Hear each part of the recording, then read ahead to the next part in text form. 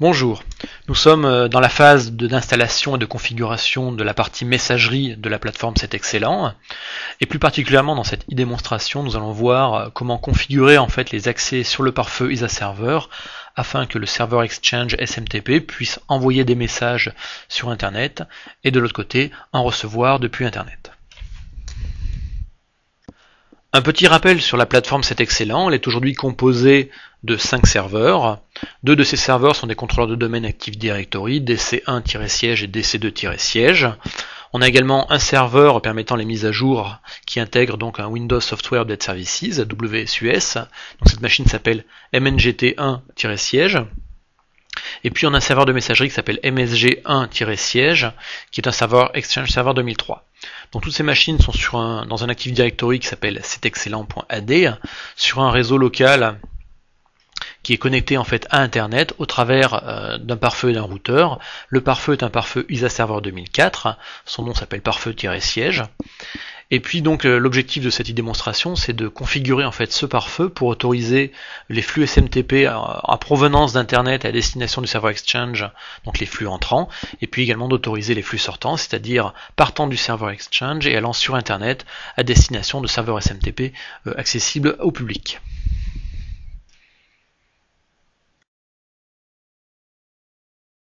Ici sur la machine ISA Server 2004, donc dans un premier temps, on démarre la console d'administration d'ISA Server, et puis une des premières opérations à réaliser avant de créer les deux règles qui nous intéressent, c'est-à-dire la première règle permettant à ISA Server d'envoyer des messages SMTP sur Internet, et la seconde permettant au serveur sur Internet d'envoyer des messages SMTP à ISA Server, va être d'abord la création d'un objet de type ordinateur. Donc on va faire ici nouveau ordinateur, on va lui donner un nom MSG1-siège, son adresse IP, donc c'est la 192.168.250.15.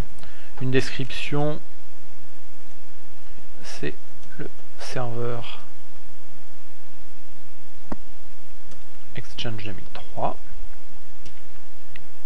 Voilà, donc on a l'objet qui est ici, on va appliquer la modification. Et puis on va pouvoir créer la première règle, qui est la règle permettant à ISA Server d'envoyer des messages SMTP sur Internet. Donc c'est une règle de sortie, appelée sur ISA une règle d'accès.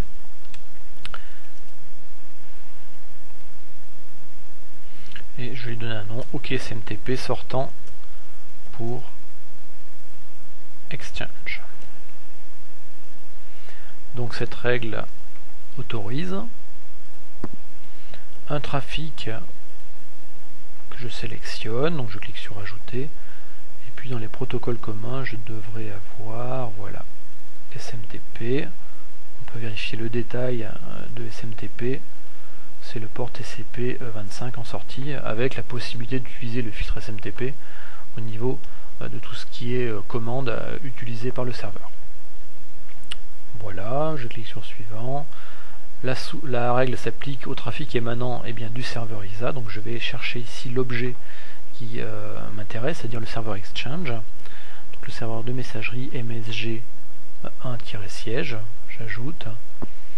Et puis cette règle s'applique aux destinations qui sont sur Internet, donc réseau externe. Voilà. Ici c'est pour tous les utilisateurs. Et j'ai un résumé de ma règle ici qui dit j'autorise le SMTP depuis le serveur de messagerie vers l'extérieur sans derrière de contraintes d'authentification. Voilà, alors on va organiser ça propre. J'applique la modification et la première partie en fait des règles nécessaires sur ISA Server pour faire une bonne communication en termes de messagerie est réalisée. Pour autoriser les flux SMTP à arriver jusqu'au serveur Exchange en passant par ISA Server, on va devoir faire ce qu'on appelle une règle de publication de serveur. Donc Pour cela, il va falloir respecter quelques contrainte ou plutôt prérequis, c'est déjà vérifier que le serveur Exchange utilise bien le serveur ISA pour aller sur Internet, ou à une route IP qui passe par le serveur ISA pour aller sur Internet. Donc on va juste vérifier ceci sur le serveur de messagerie. Donc voilà, là on va se connecter au serveur de messagerie.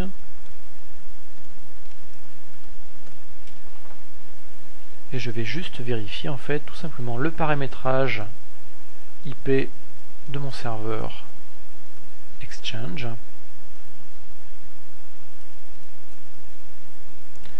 Donc son adresse IP est la 250.15 et il passe par la passerelle par défaut qui est la 192.168.250.1 qui correspond en fait à la part interne du serveur ISA 2004.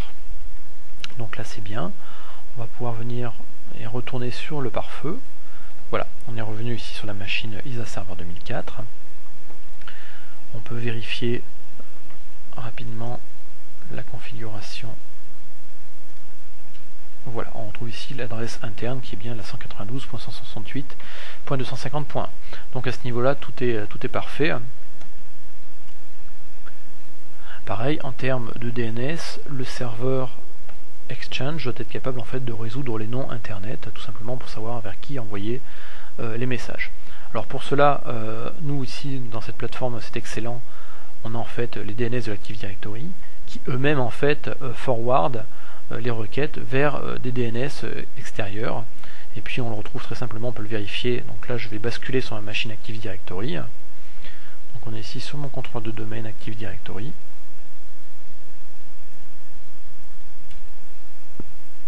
Et je vais simplement les vérifier que dans mes paramètres DNS, j'ai bien configuré cette redirection en fait de mes DNS internes vers des DNS externes qui sont soit hébergés sur mon fournisseur d'accès, soit éventuellement dans ma DMZ. Ce n'est pas le cas puisque la plateforme c'est excellent et très simple. Et puis donc à partir de là, ça permet en fait, quand mes DNS internes ne savent pas résoudre, ils peuvent envoyer en fait les demandes de résolution à des serveurs DNS qui eux sont sur internet, sont publics et peuvent faire en fait la résolution. Donc on vient sur le serveur, on fait propriété, et normalement dans les redirecteurs ici, je retrouve le serveur ici DNS de mon fournisseur d'accès. Donc voilà, c'est parfait. En termes de résolution et de route IP, on est bien au niveau du serveur Exchange. Je vais retourner de suite sur la machine pare-feu. Voilà, on est de retour. Et puis donc on va pouvoir faire la règle de publication SMTP. Donc on vient sur stratégie de pare-feu, bouton droit, nouveau, et puis là on peut utiliser en fait la règle de publication de serveur de courrier qui est en fait une sorte d'assistant qui va permettre tout simplement d'exposer le serveur Exchange au niveau internet de manière complètement propre et sécurisée. Donc on va l'appeler ça publication SMTP Exchange. Donc ici, le type de communication, c'est de la communication de type serveur à serveur, c'est vraiment du SMTP. On n'est pas dans le cadre d'un Outlook Web Access ou encore d'un client de type Outlook ou Thunderbird qui se connecterait en fait à un serveur de messagerie en POP3 SMTP. On est vraiment dans de la communication de serveur à serveur. Le serveur Exchange va pouvoir envoyer en fait des courriers électroniques, des emails à d'autres serveurs SMTP connectés sur Internet. Je clique sur suivant. Donc ici, ça va être une communication à serveur de type voilà, SMTP. Je clique sur suivant, je donne l'adresse IP de mon serveur, je peux faire parcourir pour directement rechercher dans l'Active Directory. Voilà, MSG 1-siège. Son adresse IP, donc c'est la 250.15.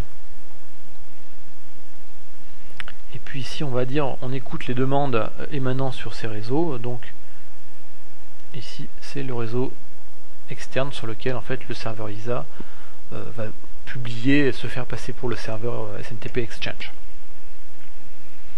Donc si on a plusieurs adresses IP sur le serveur ISA sur la partie externe, on peut choisir ici les adresses IP utilisées. Bon, ici on en a une seule qui est celle-ci. Je clique sur suivant et terminé. Donc je retrouve ici cette règle, on va faire appliquer. Alors dans notre configuration, en fait, le serveur ISA Server se connecte pas directement à Internet, mais passe par un routeur. Donc il a une adresse IP sur son interface côté internet et côté routeur. Et puis au niveau du routeur, on a également une adresse qui est publique sur internet. Alors à savoir, c'est qu'au niveau des déclarations dans les DNS publics, donc on va déclarer un enregistrement du type MX. Donc le MX en fait va être correspondra à votre nom de domaine et dira pour ce domaine qui est dans notre exemple c'estexcellent.fr, l'adresse IP publique du serveur de messagerie en fait c'est l'adresse IP de la patte externe de mon serveur ISA, voire de la patte externe de mon routeur si le routeur fait de la translation d'adresse, auquel cas on fera juste après une dérivation du routeur directement sur le serveur ISA. Voilà, donc la règle ici a été créée, on peut regarder son détail, donc on voit ici que on autorise un protocole qui s'appelle serveur SMTP, donc le détail ici de serveur SMTP, c'est le port TCP mais cette fois-ci en entrée, toujours avec la possibilité de filtrer au niveau SMTP les commandes. Depuis l'extérieur, à destination de ma machine qui est la 192.168.250.15, ma machine Exchange, et puis on peut regarder un peu plus dans le détail. Voilà. Donc c'est autorisé, ça va être enregistré dans les journaux, c'est-à-dire les logs. Donc ici la demande, par défaut l'assistant fait une règle qui s'applique au trafic venant de n'importe quelle source. Alors ici on va en fait le modifier. Donc on va simplement mettre ici, ce n'est pas depuis n'importe où mais depuis les réseaux externes, où on attend en fait les requêtes à destination de la machine. Et puis on écoute sur l'interface externe. On pourrait ici travailler sur la planification et finalement ne autoriser cette règle que pendant une certaine période de temps. Donc par exemple dire que le week-end on ne veut pas recevoir de mail, ce qui en général a assez peu d'intérêt. La planification est plutôt utilisée pour gérer des règles de clients internes à destination de l'extérieur. Voilà, et bien il suffit maintenant de cliquer sur appliquer.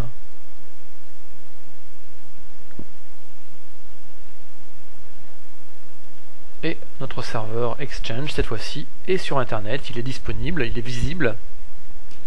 Il est visible grâce à cette règle de publication. Donc la règle de publication permet de dire sur une des interfaces externes d'ISA Server, je vais en fait écouter pour le serveur Exchange.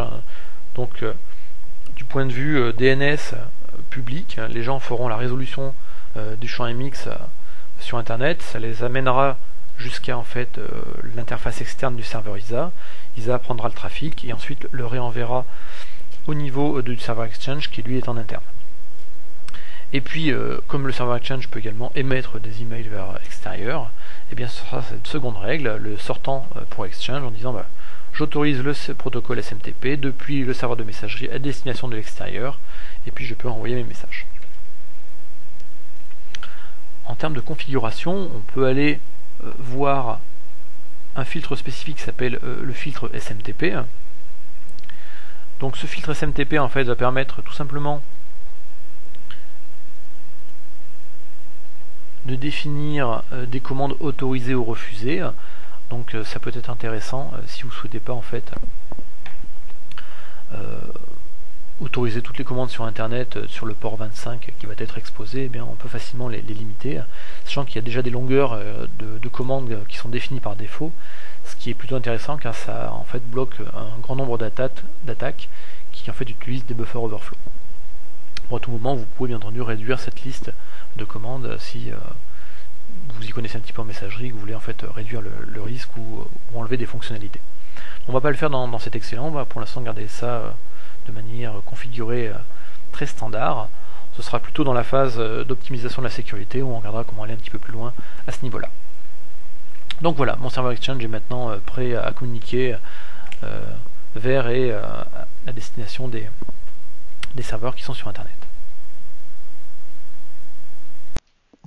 Merci d'avoir suivi cette e-démonstration. À bientôt sur Microsoft TechNet pour d'autres webcasts et e-démonstrations.